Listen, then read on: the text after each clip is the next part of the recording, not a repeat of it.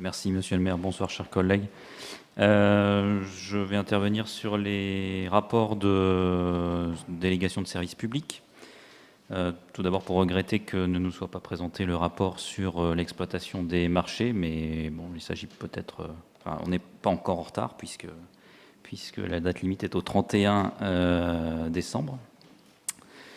Sur le rapport concernant l'exploitation de la restauration scolaire, je vais passer assez vite sur ce rapport 2021 qui semble maintenant déjà loin. C'était donc il y a plus d'un an, enfin c'était relatif à une prestation d'il y a plus d'un an, et là c'était une période qui était une période de transition puisqu'on était entre deux marchés. Et je ne reviendrai pas sur les causes qui ont fait qu'on a eu cette année de transition dans laquelle le nouveau marché n'a pas pu être signé. Sur le nouveau marché donc, qui a été mis en place à cette rentrée, j'en profite pour revenir sur une problématique de qualité. La qualité de ce qui est dans l'assiette, ça semble quand même toujours le plus important. En tout cas, c'est nous ce qui nous importe le plus. Que ce soit la qualité sanitaire, la qualité nutritionnelle, la qualité gustative, la qualité visuelle, la qualité environnementale. Alors, certes, le nouveau contrat prévoit une hausse de la qualité labellisée, mais manifestement dans l'assiette, les résultats ne sont pas forcément là. Alors le pire exemple, j'espère que c'est le pire exemple en fait de repas, c'était, ça a pu être par exemple le repas végétarien du 30 septembre, c'était le lendemain de conseil municipal où justement j'avais pointé les notes insuffisantes en termes de qualité des propositions obtenues par les candidats délégataires sur la qualité de leur offre. Ce repas se composait, je vais citer le menu, d'une barquette, alors était-elle en plastique, je ne sais pas, j'espère que non, d'une barquette de pommes de terre au fromage à tartiflette, de 2 morceaux de pain blanc, d'un fromage frais aux fruits, d'un fromage frais nature et d'un fruit. Alors effectivement, quand on voit un repas végétarien comme celui-là, on peut comprendre que certains élèves aient pu lorgner sur l'assiette carnée de leurs camarades. Et comme vous l'ironisiez d'ailleurs récemment dans une commission non publique. Mais quand on voit cela, effectivement, on peut se demander quel est l'intérêt pour des parents de demander le repas végétarien quotidien pour leurs enfants. Alors sur les repas végétariens, d'ailleurs, il y a une menace qui plane aujourd'hui sur la place des repas végétariens dans la restauration scolaire. C'est la révision du décret de 2011 qui fixe la composition obligatoire des repas servis. Semble-t-il, sous le poids du lobby de la viande, le nouveau décret interdirait purement et simplement les régimes 100% végétariens dans une ville comme la nôtre. J'ai donc une question. Envisagez-vous de faire évoluer l'offre de restauration scolaire pour vous conformer à ce nouveau décret? Et si oui, de quelle façon? Et puis pour terminer, je vais juste repréciser notre position sur les repas végétariens parce que souvent on est caricaturé sur ce sujet. Notre position n'a apparemment pas été bien comprise la dernière fois. Notre objectif n'est pas d'imposer le repas végétarien quotidien à tous. Nous voulons simplement que vous étudiez sérieusement l'option d'augmenter le nombre de repas végétariens par semaine dans la formule standard de restauration, parce que cela a plusieurs intérêts. Premier intérêt, c'est de faire des économies.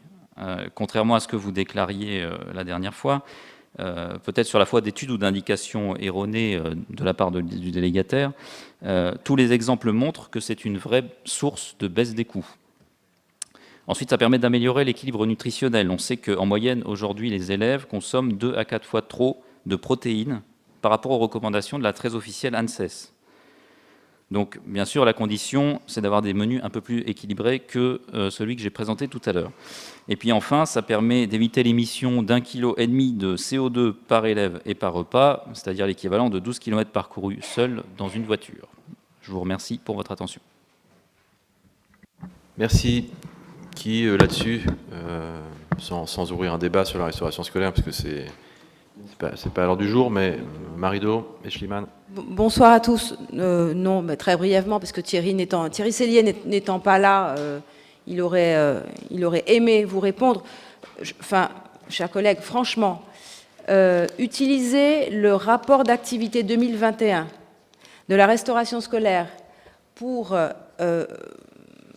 énumérer toutes vos pensées profondes sur le repas végétarien, alors que ce n'était pas, le repas végétarien, un incident sur un menu végétarien qui a été servi une fois.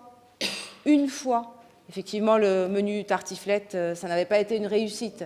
Est-ce que vous pouvez prendre cet exemple et l'ériger en modèle de ce qui est servi en guise de repas végétarien dans les cantines scolaires? Vous n'avez même pas la bonne foi de reconnaître que nous sommes allés plus loin que la loi et que nous avons proposé un repas, une alternative végétarienne quotidienne, alors que la loi ne prévoit pas ça, et on ne force pas les parents à sélectionner cette option.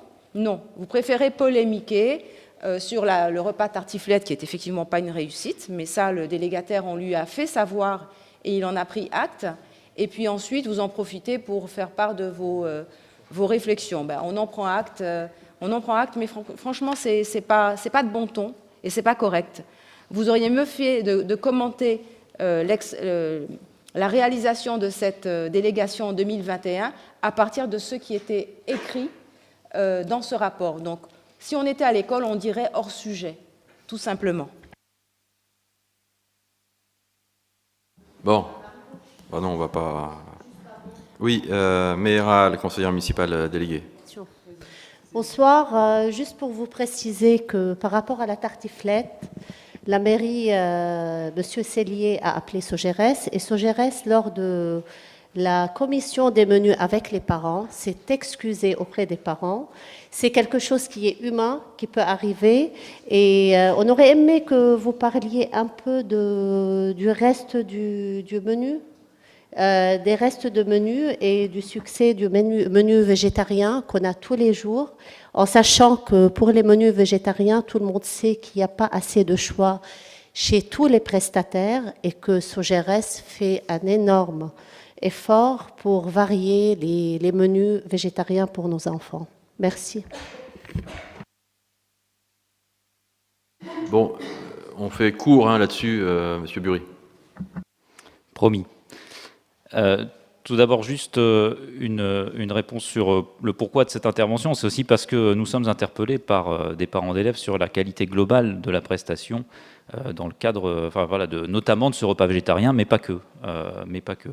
Et voilà. Donc, j'avais quand même une question sur l'évolution législative qui est prévue, et ça intéressera également les parents qui, manifestement, comme vous le précisez, sont intéressés par ce menu végétarien. Donc, certes, il y a eu un effort de la collectivité pour le mettre en place, cette alternative végétarienne quotidienne, mais ça répondait à une vraie demande.